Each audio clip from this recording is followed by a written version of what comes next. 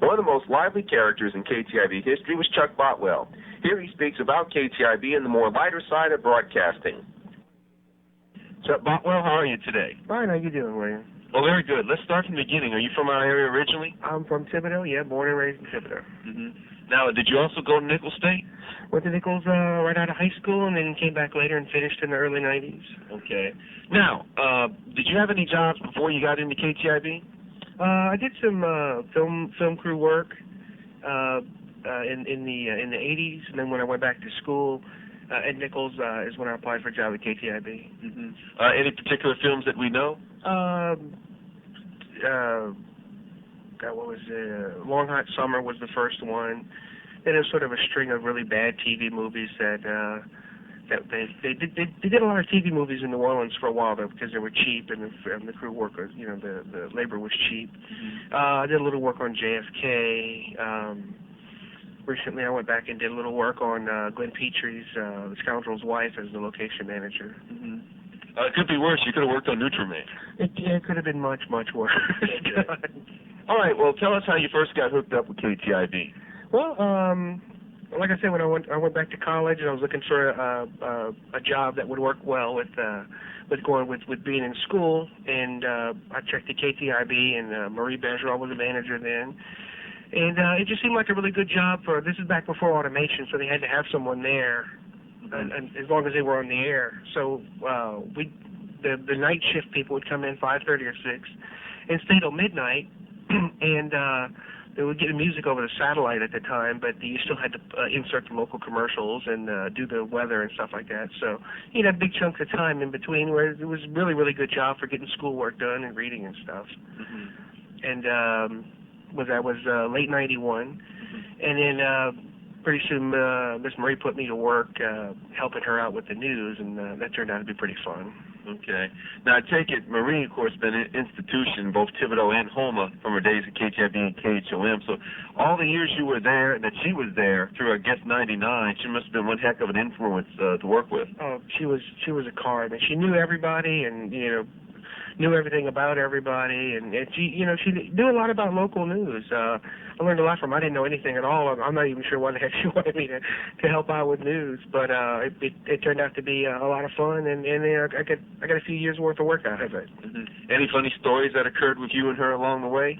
Well, the very first time she sent me out to cover anything, which I thought was kind of funny, was that it was the swearing in of Parish President Steve Wilson, and for some reason this weird little thing stuck in my head. I'd always seen reporters on television and movies and things like that, but these little notebooks, so like about a little bigger than maybe a playing card. So I went and picked one up and I had a couple of pens and I was all happy. I was showing it to her, and she just laughed at me. She said, "That's going to last you about maybe half of the thing." So she went and got me a regular notebook, like a steno pad to write in, and she kind of teased me about that for a few years. Every now and then she'd bring it back up and tease me about my little baby notebook. Wow. Well, let's also talk about another gentleman who was pretty integral to KTIB most of the time you were there. Of course, he was the manager back in the 50s and 60s, and when you were there, he was the owner, Raymond Sadie. Now, that's definitely an interesting character. Oh, yeah. Interestingly, though, when I first started there, he wasn't around KTIB much. He still owned KHOM, and so he would spend most of his time at KHOM, but he'd call up every now and then and, ask what was going on with different things. I remember, every now and then when we would have, technical problems, he'd always call from his cell phone in his car back. This is before cell phones were really, really popular, but he had one just so he could call in and ask what we were doing to his radio station and things like that. Let's talk about some of the other folks that worked there. Now, one gentleman I know who was at KTIB.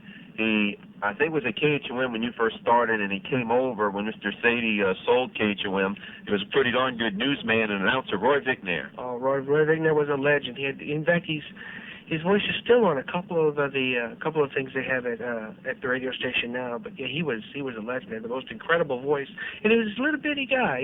He had this big, heavy, manly, just rich voice. When you meet him, he's just this little bitty, just gentle, meek dude. It was kind of funny. I remember after he'd been there for a little while, and he was doing news. there was a news story that came up about Snoop Doggy Dogg being arrested, and he had a little trouble pronouncing Snoop Doggy. He first of all, he had no idea who Snoop Doggy Dogg was, which is probably for the best. But I remember him having just some trouble with he was like Snoop Dogg, Snoopy Dogg, Doggy, Snoopy Dogg, Snoop. They finally got it straight, and I remember recording it, and then fiddling with one of the early editing computer programs, fiddling with it and making like a little rap song of Roy with his Snoop Doggy Dogg. So it was like Snoop Doggy Dog, Snoop Doggy Dog. That was good. Oh man. Now let's another thing about Roy, which I hear from a lot of people, is that it's incredible. No matter what the news story was, whether it's one like you just mentioned or a real serious one, he was always real calm. It almost seemed like on the air nothing could shake him.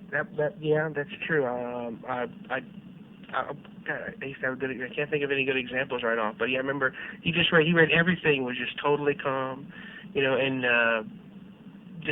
nothing flapped him. It was amazing. I want to talk about another gentleman who was there, who I believe came in from the state of Texas, and he really wanted to get involved in sports, and he would at KTIB after Darren Fonts left, and David Salzman. Oh, David was a trip. I didn't know many Jews in the area, so he was an interesting person to ask, like Jewish trivia questions to. He gave me a dreidel one year. It was kind of nice. But yeah, he was, and that's one of the interesting things about a small radio station like that. You get somebody who can come in and handle a bunch of different things. He did news, and he did the sports, he did the Nichols games, and production, of course, and running stuff around, handling little things around the station. So David was sort of a jack of all trades, and he was good at all of them. It was amazing. Mm-hmm. I want to also mention that David admitted to this later on, and I want to see if you remember. He said that when he first came to Thibodeau and they asked him to start reading news, that he had a lot of problems with the names down here, with the mispronunciation. So it was probably eager to kind of help him out the way he might mispronounce Lumberjay or something like that. Well, he was after he messed up a few, he was quick to ask. Whoever was around who knew the names, he was smart enough to know that it was a good idea to ask. So he asked a lot, and he caught on pretty quick. Mm-hmm. Especially such strange names. Right. Now, I want to ask you about another gentleman, and after I ask you about this gentleman, I want you to ask a story involving the three of you. A gentleman who I believe came in from Baton Rouge, Jacques Berry. He's not a gentleman. Oh, okay. David and Jacques and I took a couple of. Well, we took one road trip, the three of us, to a Nichols football game. I was doing the game tapes for Nichols at the time, and instead of riding over on the team bus, which was a really boring ride, I said, I'm right up there with Jacques and David, and we rode in Jacques. He had a green, I want to say it was an International Harvester, but it was some kind of one of these giant pre-SUV type truck type things, and it wasn't in real good shape. It made a lot of noise, and it backfired a lot.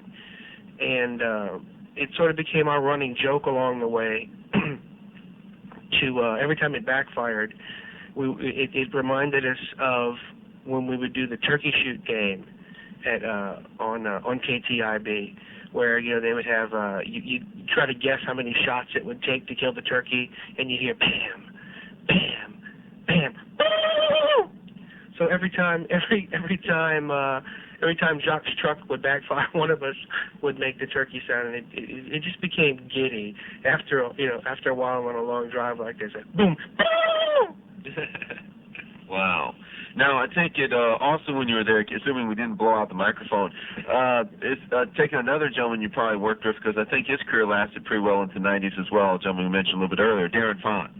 Yeah, Darren, I didn't really work with Darren a whole lot. He was sort of the one that handled the schedule, and he did a lot of sports, and I would just kind of hang around, at the station sometimes when he was there. But I didn't really work, I didn't really do any sports related stuff with him very much. Okay.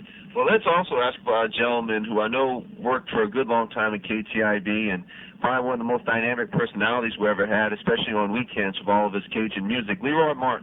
Yeah, Leroy was actually gone by the time I got there, but he was I was sort of an old family friend of theirs. I was friends with his son Perry, and he was always full of fun and stories and things like that. Now, a guy that worked with him who was still around when I got there was Billy Pete, and Billy Pete did the Cajun music show for a while on Saturday mornings, and he did back when we used to do Swap Shop. And Billy was a lot of fun because he had this really, really, really dry sense of humor. And for a while there, Miss Marie sent Billy and I, when we would do the remotes from the Fireman's Fair, we would do them, every hour, a couple of times an hour throughout the whole weekend. So everybody would take, like a 4 or 6 hour shift, usually in pairs. And she got to where she was pairing Billy and I up together.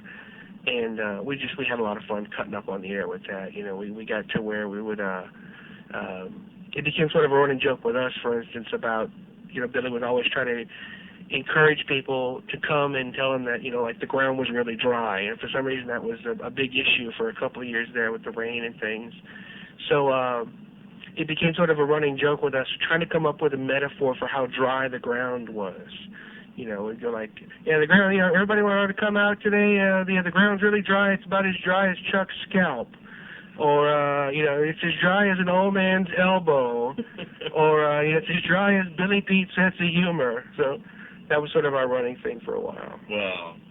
Oh, by the way, I have to go back to Mr. Sadie for a minute because he mentioned this in the interview we did with him about when I mentioned your name in an interview. Actually, we mentioned it off tape before we started rolling. He called you Couillon. Now, how did that name came about? Well, it originally was, but my grandmother used to call me that a lot. But I'm for those who don't know, that's sort of it's a Cajun French word that the literal meaning in real French is little on the offensive side. In fact, I got a friend from France who I mentioned that to recently, and she was a bit shocked, and I had to explain it wasn't that vulgar in Cajun French. But my column that I write in the Tri-Parish Times is called Couillon on the Loose, and so that's where he got that from.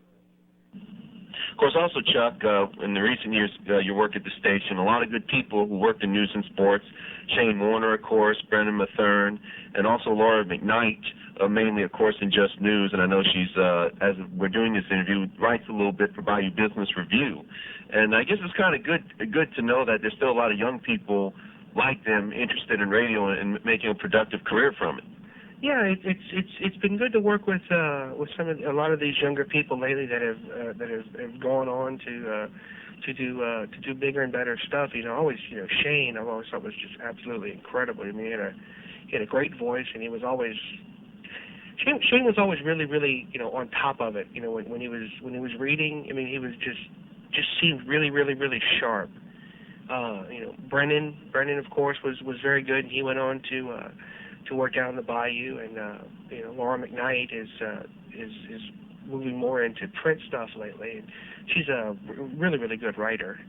So it's been good to know some of these young people, and I want to kind of keep an eye on how they wind up doing in the long run. They should all do really well.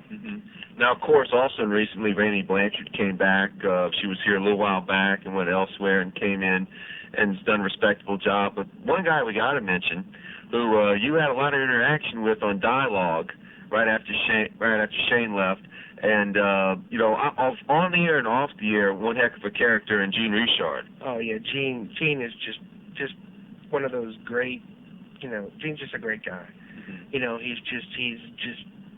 He's an all-American. He was just a joy to be around that early in the morning. I mean, I know it's not always pleasant to be up and try to be on top of things at 7 o'clock in the morning. But Gene was always on top of it. He was always pleasant. He was always knowledgeable. He knew all what was going on. you know, and he was always very patriotic, you know, which was nice at, you know, in the past few years with all the stuff that's been going on in the world, and just a joy to be around. Gene was. Mm-hmm. Of course, I think it was wrong for him to take the credit on capturing Saddam Hussein. Well, he deserves partial credit for building up the American spirit, you know, in this part of the country, and that's probably led to a domino effect that eventually led to the capture of Saddam Hussein. So I give him at least partial credit. I want you to tell. Now, there is a story that involves dialogue. Now, this occurred on the air, so we can probably repeat this. Okay, I won't say the caller's name, but tell the story about the time a certain person called before the July 4th Freedom Ring Festival. Does that ring a bell? Yeah. Gene handled this so well. I gotta start out with, I was impressed how well Gene handled this. But we have a caller that would call in. He'd call in usually at a little after 6 and ask for one of two songs. It was either Good Golly Miss Molly or Tutti Frutti. Apparently he was a big Little Richard fan. He'd call up a little after 6 and request that song, and then he'd call in again about 6:30, 6:35 and request it again. And, you know, we always played it, and he was you know, just, you know, be nice to listeners, and he was a sweet guy. So when Gene was really plugging this Let Freedom Ring Festival for a few weeks leading up to it. That was going to be on the 4th of July. And there was one day, I think it was the week leading up to it, he had on some guests, and they were talking about the Let Freedom Ring Festival. And this guy called in, and I used to encourage him. I used to encourage him not to call Gene directly on the on-air line, because I don't know if people realize this, but when they call on that line, they just go straight to Gene. It's not like at a big radio station where they got, you know, a producer that picks up and asks what they want to talk about and puts their name on the computer screen, all that stuff, and kind of screens it and lets the host know what's going on. You know, the phone rings, Gene picks it up, and they're on the air. So, you know, phone rang, Gene picked it up, and so this guy said, Gene, I want to ask you a question. He said, yeah, what? He said, what's a ring festival? He said, no, it's the Let Freedom Ring Festival. Oh, okay. And just hung up. You know? But, you know, Gene handled that so sweetly. Now, you know, Gene's had some good regular guests. And I don't know if there's any specific memories about this, but I personally liked it on the show when he would have Debbie Melvin, the nutritionist, because she would always have to get Gene. Well, first of all, Gene would always get upset with her because they found out something new that he likes to eat that's not good for him. That ain't right. That wasn't right. Fortunately, I was on Gene's side for all of his arguments with Debbie Melvin, because if you line this up, Debbie Melvin's about 5'2", weighs about 37, 38 pounds, depending on the humidity. Gene, you know, a regular sized guy, and I'm like a small sumo wrestler. So any nutrition arguments that Gene and Debbie got into, I had to back Gene up on that.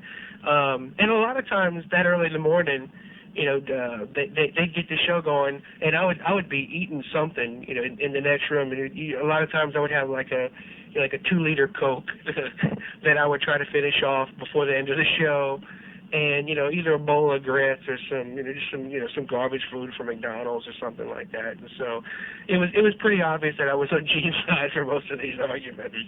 And also, too, let's not forget about some other people like Kurt Boudreau and Gibbons Robichaux. I mean, when they had what I call the comedian-oriented people, that really became a riot. Oh yeah, you know, Gene was. Those are the kind of times where you just want to sit back and watch the professionals kick it back and forth, because they were just so good, you know, and you could tell they were having fun. It really came out across the air that they were enjoying themselves. Oh yeah, and the one thing I'm going to remember about you is, you know, it's not just anything you might or might not have said on or off the air, but I always remember going towards the refrigerator, and you either had your grits or your lasagna ready to eat. Well, you know, you have to keep your strength up for these early morning radio shifts. People don't realize it, but you know, your body suffers from a grit deficiency that early in the morning. It can really mess up how you read. Oh yeah. Now we should have some interesting conversation here. We talk about the lady who's been the manager now for about the last 4 or 5 years, Linda Bellinger. What were your impressions when you first met her? I don't remember when I first met her. I think I must have met her a while back when she was doing sales, but then a few years ago when I started doing some more news again for KTIB. Interestingly enough, in some odd ways, she kind of reminded me of Marie. I guess, because of the position she was in, and it being a small radio station, she's got to do so many different kinds of things. She's the manager. She's got to handle all the decisions at the place. Short of owner level decisions, but handle all the day-to-day stuff, do all the sales. Handle all the goofballs that are working there, handle all the problems that pop up. And there were quite a few problems in recent years. I mean, for a while there we got struck by lightning, it seems, about every other week. Handle all the equipment problems, trying to just juggle all this different stuff. And then on top of that, every now and then you'd turn around and she'd be running out the door with a tape recorder because something was going on news-wise that needed to be done. And so in that way she kind of reminded me of Marie, being able to handle all these different kind of things and do a good job with it. I was impressed. All right. Now we need to settle something about accusations. Now the one thing I'm going to remember when it came to the equipment was that it seemed like from time to time if something went wrong, you might have had to done a little splice job or tie something together to keep everything running. Do you think sometimes maybe you got a little bit too much blame for some of the equipment problems, especially if you were trying to fix it? Well, it's at a small radio station, and you don't have any money, and you want to try to keep things going, so you do what you can. Most of what I did, though, it probably looked a lot more dramatic than what it was, but I don't think I did I can't think of anything right off that I did other than, just replug things in and move things around and plug something into something a little different, or, sometimes you'd have to make a plug. But I mean, I didn't really, I can't think of anything right off where I actually did anything, dramatic to equipment, in any kind of real serious way. It was just really a matter of plugging and unplugging and maybe adjusting a little bit. But, hey, whatever works. All right. Now, one other thing I want to tell you about. I was digging through the tapes one day, and we don't have it with us, but I found on tape at the time, and we won't say the guy's name, but there was a gentleman who called about the weather, looking for me, and you told him that you were me, and because he wanted to know if the rain chances was really 30% or not. This guy, I don't remember the guy's name. I think Laura remembers his name. But this guy kept calling, like every 10, 15 minutes, demanding to speak to you. And when we tell him that you weren't there, he would complain that you said that morning that the rain chance was going to be 30% or whatever it was, but at the cable company they said it was going to be 50%. Right. And after telling him, I don't know how many times, well, I don't know what we can do about that. Then finally I just got to where, okay, I'll just be you on the phone. So I talked to him, and I think I wound up blaming it on the cable company and telling him he should call them instead. Right. No, I think what you also did at the end of the tape, that the man called and said that he had called, I think, KTIB, and he said another man answered the phone, and it might have been Gene, and when dialogue was over, he needed to call back and chew Gene out for the weather forecast. You get a lot of colorful people calling radio stations.